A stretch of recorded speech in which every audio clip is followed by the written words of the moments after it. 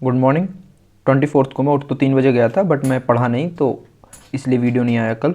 25th में मैं 3 बजे उठा और उठने के बाद सबसे पहले हर्षल अग्रवाल सर की क्लास चलाई मैंने, CI वाली, जिसमें सर ने थ्योरी समझाई है बड़े अच्छे से उसकी, और आगे क्वेश्चंस भी कराए थे। बट उससे पहले मैं क्लास चलाता, मेरे को लगा कि मैं पहले जर्नल लिख देता हूँ, तो मैंने क्लास आगे पॉज कर दी और जर्नल लिखने के लिए बैठ गया मैं।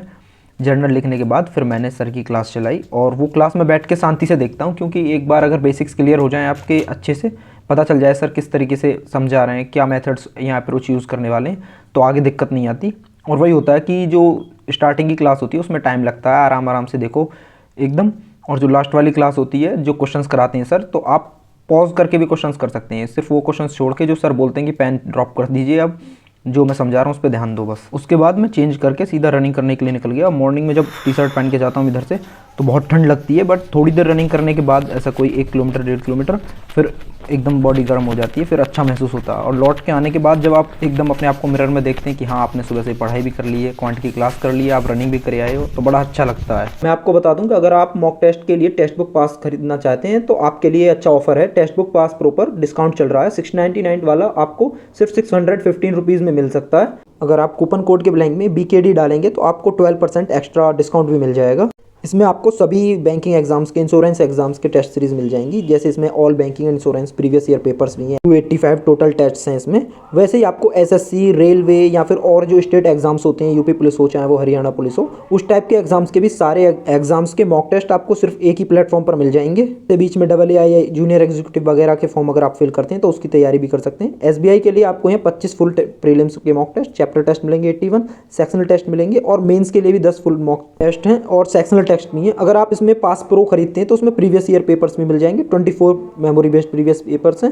रनिंग के बाद मैंने आके बात करके सीधा बेटर इंग्लिश की बुक पढ़ने के लिए बैठ गया मैं, PDF ओपन की। इसमें मैं एडजेक्टिव वाले चैप्टर पढ़ूँ। इसमें जो ऑथर है उनका स्टाइल ये है कि वो पहले आपको एक प्रॉब्लम देंगे, जैसे कि एडजेक्टिव पढ़ाना उन्हें, तो वो बोलेंगे कि गो स्लो या फिर गो स्लोली, इनमें से कौन सा यूज़ होगा।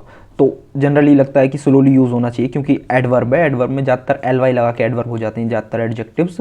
तो उस टाइप से पहले वो आपको स्लोली स्लोली लेके जाएंगे, क्योंकि एक बार अगर आपको सारे पार्ट्स ऑफ स्पीच पहचानने आ गए अच्छे से, तो आपको दिक्कत नहीं आएगी जब वो आगे चल के सब्जेक्ट, वर्ब, एग्रीमेंट या टेंस चैप्टर पढ़ाएंगे। या हर ग्रामर के चैप्टर के बाद इसमें ये भी बताते हैं कि जैसे इनक्रेडिबल या इनक्रेडुलस में दोनों में से क्या अंतर है दोनों में, या फिर एक आगे चल के ग्रामर का भी टॉपिक डिस्कस करते हैं, जैसे स्पून्सफुल होना चाहिए या फिर स्पूनफुल्स होना चाहिए, मदर इन लॉज होना चाहिए या फिर मदर्स इन लॉज होना चाहिए। तो इस तरीके के एरर्स भी वो बीच में लाते रहते हैं, जो कि हमारे एग्जाम में काफ़ी हेल्पफुल होते हैं हमारे लिए, क्योंकि एरर्स इन्हीं से पूछे जाते हैं जो ये टॉपिक्स होते हैं। फिर मैंने ब्रेक नहीं लिया और मैं करंट अफेयर्स पढ़ने के लिए बैठ गया वीक 2 दिसंबर का। मैं जनरली करंट अफेयर्स तब पढ़ता हूँ, या तो मैं सो के उठा होता हूँ मॉर्निंग में, या फिर मैं नून में उठा होता हूँ तब, क्योंकि अगर मैं बीच में ऐसे पढ़ने बैठ जाता हूँ तो मेरे को प्रोडक्टिविटी नहीं आती। और वही हुआ, मैं पढ़ने तो बैठ गया, बट मैंने कोशिश की पढ़ने की, ज़्यादातर मैं चीज़ें पढ़ नहीं पाया। जो मैंने पढ़ा हुआ था सिर्फ उसी को रिवाइज़ किया, और एक टॉपिक और आगे पढ़ लिया स्पोर्ट्स वाला सिर्फ इस करंट अफेयर में, और मेरे को टाइम भी काफ़ी लग गया था इस सब को रीड करने में। फिर मैंने ब्रेक ले लिया एक बड़ा सा और लंच किया, और फिर मैं नून में थोड़ी देर सो गया। उठने के बाद मैंने शाम को क्विज लगानी थी दिसंबर वीक 1 की, तो मैंने उसकी जो PDF पढ़ी हुई थी उसको रिवाइज़ किया। वो तो मैंने काफ़ी बार रिवाइज़ की हुई है, तो उसको मैं बड़ी जल्दी जल्दी रिवाइज़ करते जा रहा था। और वैसे भी जब सो के उठते हैं तो करंट अफेयर्स अगर आपको पहले से याद है तो ज़्यादा टाइम नहीं लगता रिवाइज़ करने में।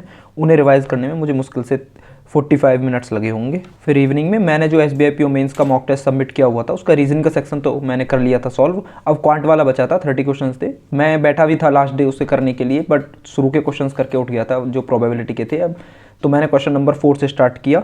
इस मॉक टेस्ट में क्या था कि ऊपर लिखा हुआ था कि सेट ऑफ 4 क्वेश्चंस हैं, तो मैंने वो बनाई DI, और उस DI को बनाने के बाद पता चला कि उसमें 2 ही क्वेश्चंस दे रखे हैं। ऐसे ही इन्होंने कई सारे क्वेश्चंस के साथ कर रखा था, जिसमें लिखा हुआ था 5 क्वेश्चंस है, और आप जब सॉल्व करोगे तो 3 ही क्वेश्चंस थे, जिसकी वजह से मतलब पेपर ऐसा बन गया था कि लेंथी बहुत ज़्यादा, आप स्कोर ना कर पाएँ ज़्यादा, क्योंकि स्टार्टिंग वाले जो क्वेश्चंस थे 15 क्वेश्चंस तक, उनमें ज़्यादातर DI बन नहीं थी आसानी से, टाइम नहीं लग रहा था ज़्यादा। बट ये मॉक टेस्ट वाले जब इनको कट ऑफ नीचे लेके जानी होती है किसी सेक्शन की, तो क्या करते हैं कि बड़े क्वेश्चंस पर कम क्वेश्चंस दे देते हैं, जिससे क्या होता है कि उससे क्या होता है कि आपका टाइम ज़्यादा निकल जाता है और क्वेश्चंस आप कम कर पाते हैं, भले ही आप अच्छे से सॉल्व कर रहे हो उन्हें। और मैंने ऐसा देखा भी, आपने कई बार रीजनिंग में देखा होगा कि जब भी इनको कट ऑफ नीचे लेके जानी होती है, आप पजल बनाते हैं, उसमें 5 की बजाय वो 4 क्वेश्चंस कर देंगे, किसी में 3 क्वेश्चंस कर देंगे। भले ही आप पजल कितनी ही बना लो, पर अटेम्प्ट्स फिर भी कम रह जाते हैं। इसलिए इस मॉक टेस्ट को सॉल्व करने में मुझे काफ़ी टाइम लग गया।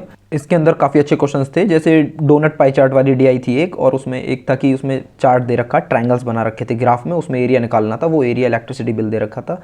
एक कैसलेट थी जिसमें दे रखा था कि टीचर्स के नेम दे रखे थे और उनके स्टूडेंट और उनके भी स्टूडेंट्स थे, और बता रखा था कि एटलीस्ट 4 के पास 8 से ज़्यादा स्टूडेंट्स हैं, वैसे बता रखा था। तो वो एक तरीके से मैक्सिमम और मिनिमम वैल्यू के हिसाब से सॉल्व करनी थी। एक कैसलेट ये थी जिसमें उसने मैंसुरेशन, क्यूबॉइड वगैरह सब का यूज़ कर रखा था, ट्रेन का, डिस्टेंस का।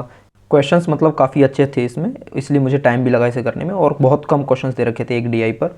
थैंक यू फॉर वॉचिंग, मिलते हैं कल की वीडियो में।